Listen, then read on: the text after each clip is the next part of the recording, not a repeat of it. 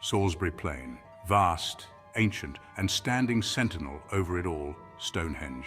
A majestic circle of stones etched against the skyline. These are not merely rocks, but echoes of a distant past, a civilization lost to time. To stand within the ring of Stonehenge is to touch the very essence of mystery, to feel the weight of millennia. What stories could these stones tell if they could speak? What secrets do they hold within their ancient embrace? Who were the architects of this prehistoric marvel? Was it a temple to the heavens, a celestial calendar charting the seasons, or perhaps a sacred ground, a necropolis for the revered dead? Join me now as we embark on an exploration of Stonehenge, a voyage through the mists of time. The story of Stonehenge is not a single chapter, but a saga told over millennia. It begins not with the iconic Sarsens we know today, but with something far more humble. Around 3000 BC, this now hallowed ground saw the first stirrings of construction. A circular ditch encompassing an area of over 6 acres was meticulously carved into the chalky soil. This earthwork enclosure, known as a henge, marked the genesis of a monument destined for greatness. Within this sacred circle, wooden posts were erected, their timbered forms reaching towards the sky. These early markers, though long gone, whisper of the site's earliest rituals and ceremonies. Over time, the landscape of Stonehenge evolved. Cremation burials began to appear within the henge, their charred remains interred with reverence. The site was becoming more than a ceremonial center. It was transforming into a necropolis, a resting place for the ancestors. The dawn of the Neolithic period, around 2500 BC, heralded a new phase of construction. It was during this era that the first of the iconic bluestones arrived, transported from the distant Preseli Hills in Wales. Imagine, if you will, the sheer audacity of the task, to transport 80 massive Sarsen stones, some weighing up to 50 tons, across a distance of 20 miles. These were not mere boulders, but colossal monoliths, testaments to the strength and ingenuity of their movers. How did they achieve such a feat without the aid of modern technology? It is a question that continues to captivate archaeologists and historians alike. The journey from the Marlborough Downs, where the Sarsens originated, to Salisbury Plain was an epic undertaking. It would have required the combined effort of hundreds, perhaps even thousands of people, all working in unison. They may have used a combination of sleds, rollers, and ropes, hauling the massive stones across miles of uneven terrain. Rivers would have been crossed, hills traversed, all with painstaking care and precision. Upon reaching their destination, the Sarsens were painstakingly shaped and dressed using only stone tools. Hammers and axes, crafted from flint and deer antler, were used to pound and chisel the rough-hewn stones into the iconic shapes we see today. Each blow, each strike, a testament to the dedication and skill of these ancient artisans. The raising of the stones.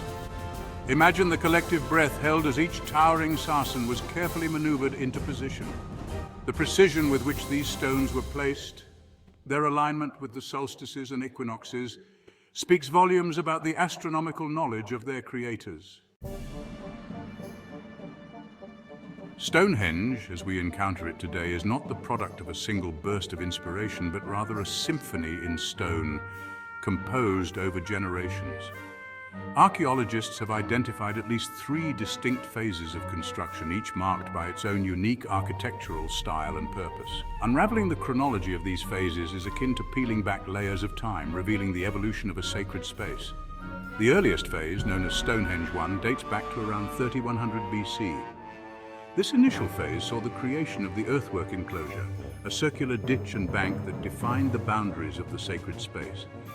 Within this circle, wooden posts were erected, their placement hinting at early astronomical alignments.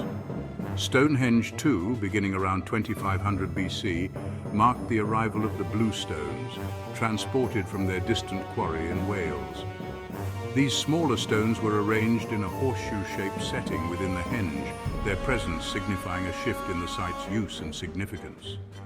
The final and most dramatic phase, Stonehenge III, unfolded between 2500 and 1600 BC.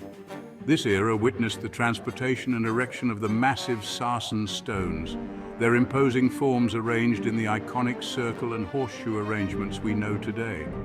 The arrangement of the stones, aligned with the movements of the sun and moon, suggests a deep understanding of astronomy and a desire to connect with the celestial realm. Section 5, Whispers Across Millennia, deciphering the purpose of Stonehenge. The true purpose of Stonehenge remains shrouded in mystery, its secrets locked away in the mists of time. Was Stonehenge a temple, a place of worship dedicated to ancient deities? Or was it an astronomical observatory, a giant calendar charting the movements of the sun and moon? The alignment of the stones with significant solar and lunar events has led many to believe that Stonehenge served as a celestial calendar.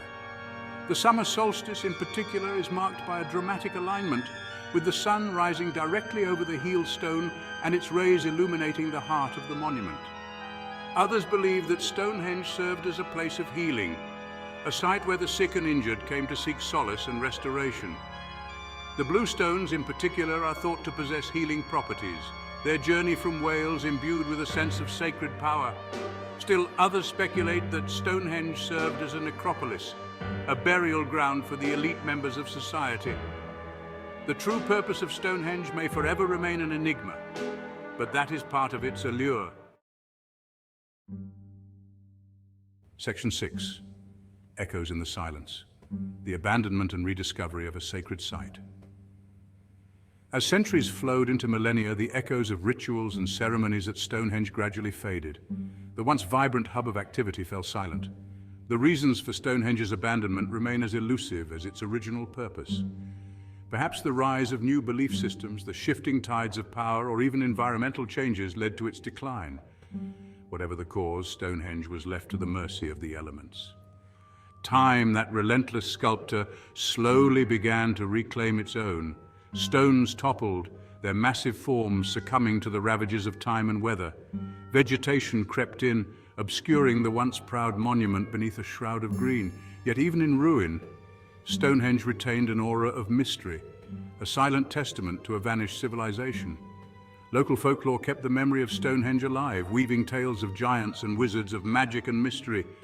The rediscovery of Stonehenge in the 17th century marked the beginning of its modern renaissance.